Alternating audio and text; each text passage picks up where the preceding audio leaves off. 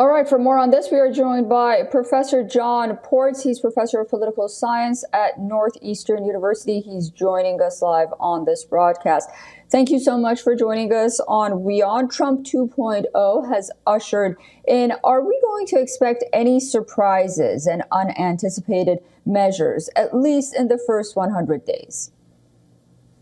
Any more surprises? I mean, it's been pretty much a total reset, I think, is what Trump is seeking at this point, um, both domestically and in foreign policy. So it's a significant change. I mean, there'll be some opposition in courts, et cetera, particularly on domestic policies. But, I think he's proposing, as you say in your newscast, some major changes.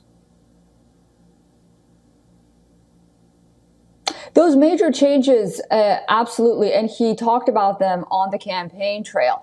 But what about things that he hasn't talked about? Do you think that we'll perhaps see something come out of the Middle East region with Iran, for example? I mean, there's relations with China, which is, of course, he's talked about many times. He even talked about it yesterday. Anything surprising from your expert point of view? Well, I think, it's interesting. Trump's style is very transactional, and it's both domestic, but particularly in Yeah. foreign policy. I think that's going to be a very important kind of framing.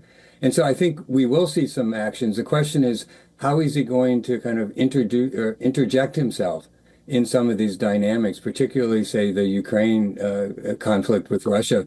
Um, will he try to personally get involved, which he did in some ways, certainly in his first administration. So I think we're yet to see some of those actions. Right now, it's been a little bit more domestically focused, but also around some international organizations like the Mm. WHO, as you mentioned. Yeah, the Paris Climate Accord he mentioned as well.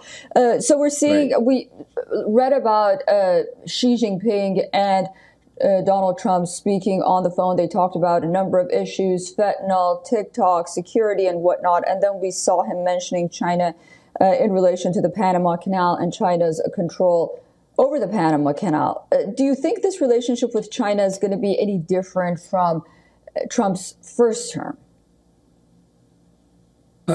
Well, I think he's going to be more assertive about it. I think he's going to be kind of Mm. aggressive in some ways, but certainly assertive.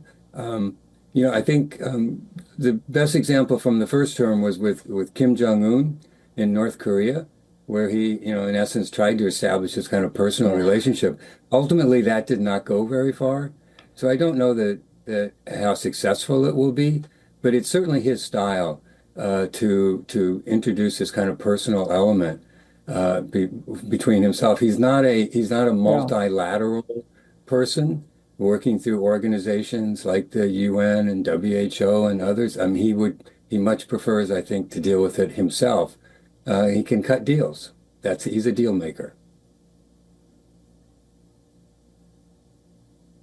Yeah, that's so true. He talked about Kim again last night when he was citing those executive orders in the White House as well. He said they have a really nice shoreline, and he was talking about real estate somewhat. John Ports, it's always a pleasure talking to you. Thank you so much for joining us on WION. Okay, my pleasure. For all the latest news, download the WION app and subscribe to our YouTube channel.